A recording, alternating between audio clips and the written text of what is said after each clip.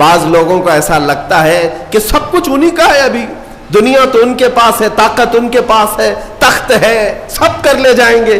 تمہیں پتہ نہیں، قرآن میں خود مولا نے فرمایا ان بطش ربک لشدید، بے شک تمہارے رب کی پکڑ بہت سخت ہے. جس وقت وہ پکڑ کرتا ہے تو کوئی آس پاس چھڑانے کی طاقت بھی نہیں رکھتا. اسی طرح کی بات میں آپ کے سامنے یہ بھی عرض کروں، ظلم جہاں تک بھی ہو ایک دن انجام کو پہنچتا ہے. قرآن میں رب تعالیٰ فرماتا انما یؤخرہم لیوم، ہم ظالموں کو تھوڑی ڈھیل اس لیے دیتے ہیں تاکہ ساری نگاہیں ان کا انجام دیکھ سکیں. ظالموں کو اگر ڈھیل ملتی ہے، ظلم کرنے کے لیے انہیں آزادی ملتی ہے، تو اس کا مطلب یہ نہیں ہے کہ وہ جو کر رہے ہیں اچھا کر رہے ہیں، بلکہ یہ ڈھیل ان کے عذابات میں اضافہ کرتی ہے، ان کے پکڑ کی راہیں اور ہموار کرتی ہیں. قرآن میں رب تعالیٰ فرماتا ہے اے محبوب آپ فرما دیں حق آ گیا اور باطل مٹ گیا، اور باطل کو تو مٹنا ہی تھا. ان الباطل کان زہوقا. ہوتا یہ ہے کہ کسی طاقتور اور نشہ چڑھے ہوئے شخص کا حال یہ ہوتا ہے، تخت پر بیٹھے ہوئے شخص کا، کہ وہ ظلم کو یہ سمجھتا ہے کہ میں جو کر رہا ہوں وہ سب صحیح کر رہا ہوں.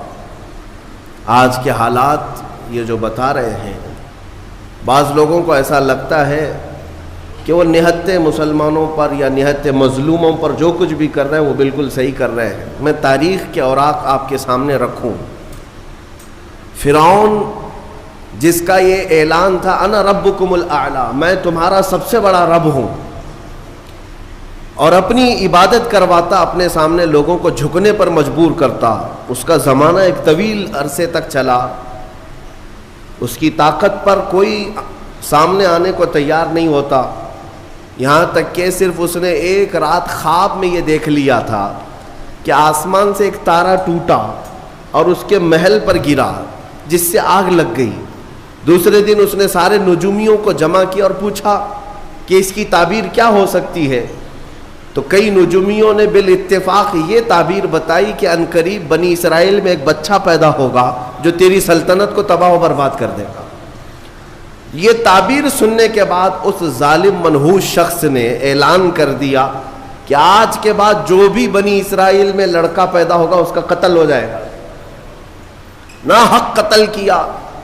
اور اللہ تعالیٰ نے قرآن میں فرمایا یذبحون ابناءہم ویستحیون نساءہم، لڑکیوں کو زندہ چھوڑ دیا جاتا تھا اور لڑکوں کو مار دیا جاتا تھا. 1 سال کے اندر فرعون نے 12,000 بچوں کا قتل کیا، اس خوف سے کہ کوئی بچہ ایسا نہ پیدا ہو جائے جو میری سلطنت کو ہلا دے. وَمَا اللَّهُ بِغَافِلٍ عَمَّا يَعْمَلُ الظَّالِمُونَ. رب تعالیٰ فرماتا ہے ظالموں کے کاموں سے اللہ بے خبر نہیں ہے. وَمَكَرُوا وَمَكَرَ اللَّهُ وَاللَّهُ خَيْرُ الْمَاكِرِينَ. لوگ جو ہے دھوکے کے پلاننگ بناتے ہیں اور اللہ خفیہ تدبیر کرتا ہے، اور اللہ کی خفیہ تدبیر سب سے بھاری ہوتی ہے. یہاں تک کہ 12,000 بچوں کا قتل صرف اس ڈر سے کیا گیا کوئی بچہ ایسا نہ آ جائے جو میری سلطنت کو ہلا دے. دوسرے سال اور زیادہ کر دیا گیا. یہ بچوں کا قتل ہوتا رہا، قتل ہوتا رہا. ظلم کی ایک بڑی داستان اس نے لکھ دی، لیکن کیا وہ اپنی سلطنت بچا سکا؟ قادر مطلق کے فیصلوں پر قربان جائیں. جس بچے سے اسے خوف تھا کہ وہ میری سلطنت کو تباہ و برباد کر دے گا، وہ کوئی اور نہیں، وہ موسیٰ علیہ السلام کی شکل میں پیدا ہوئے. اور پیدا ہونے کے بعد بھی شان سے کہ اللہ تعالیٰ نے ان کی ماں کو حکم دیا کہ تم اپنے بچے کو ایک صندوق میں رکھ کر کے دریا میں بہا دو. بھلا ایک ماں پیدا ہوتے ہی اپنے بچے کو سمندر کی لہروں میں بہا دے گی؟ لیکن رب تعالیٰ فرماتا ہے وَرَبَطْنَا عَلَىٰ قَلْبِهَا، ہم نے ان کے دل کو مضبوط کیا. موسیٰ کی ماں کو انہوں نے موسیٰ علیہ السلام کو ایک صندوق میں رکھ کر کے دریا میں بہا دیا، اور وہ صندوق سیدھے فرعون کے باغیچے پر جا کر لگا. فرعون کی اولاد نہیں تھی، اس کی بیوی آئی، دیکھا خوبصورت بچہ ہے، اٹھا لیا، بیٹا بنا لیا. قرآن پاک میں موجود ہے سب. بیوی لے کر کے آئی فرعون کی اور کہا کہ ہم اس کو بیٹا کیوں نہ بنا لیں. فرعون نے کہا کہیں یہ بچہ تو نہیں ہے جو میری سلطنت کو ہلاک کر دے گا. فرعون کی بیوی نے کہا نہیں یہ تو سمندر کی لہروں میں بہ کر آیا ہے، وہ بچہ تو بنی اسرائیل میں پیدا ہوگا۔ بہرحال موسیٰ علیہ السلام کی پرورش فرعون کے گھر میں ہو رہی ہے، لیکن کس انداز سے؟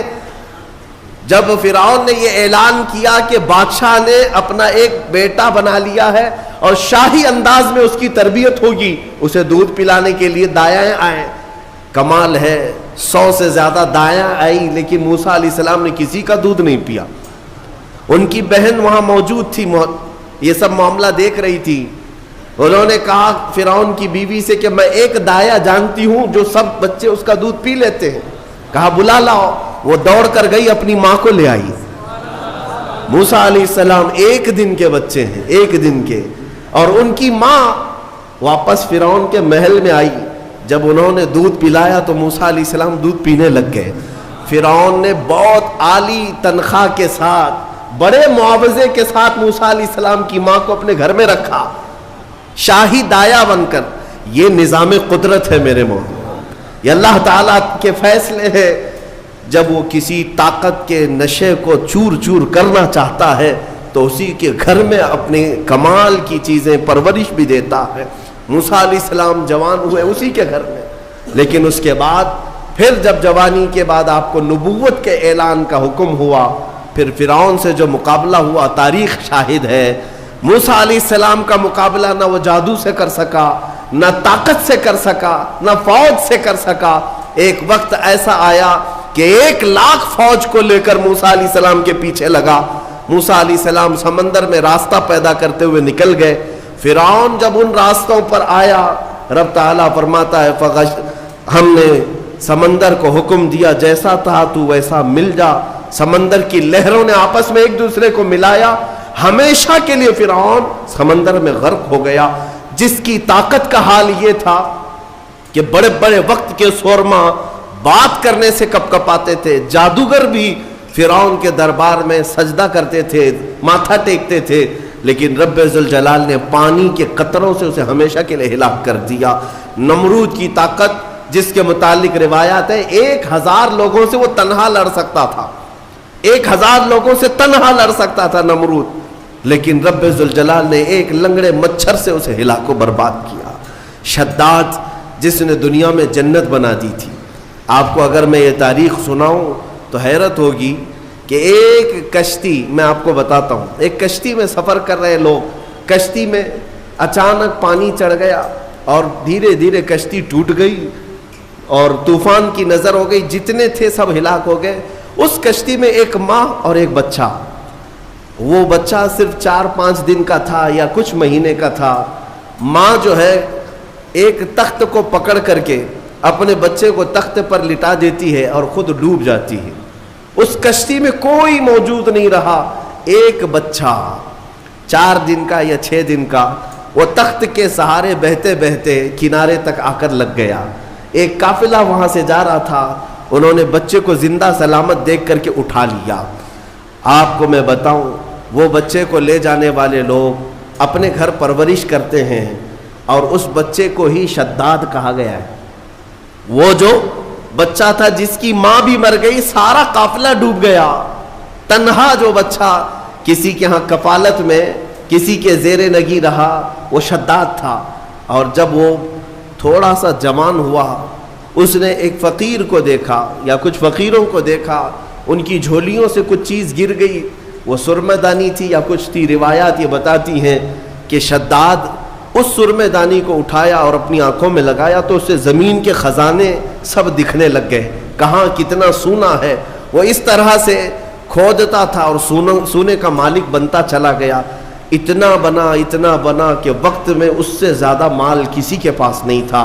پھر اس نے ایک بار اعلان یہ کر دیا کہ اب میں جو ہے سارے دنیا کو پال سکتا ہوں۔ اس وقت ایک درویش نے آ کر کے اس سے کہا کہ شداد، تو اپنے مال سے زکوٰۃ بھی ادا کیا کر، فقراء و مساکین کو بھی دیا کر، اللہ تعالیٰ تجھے جنت عطا کرے گا۔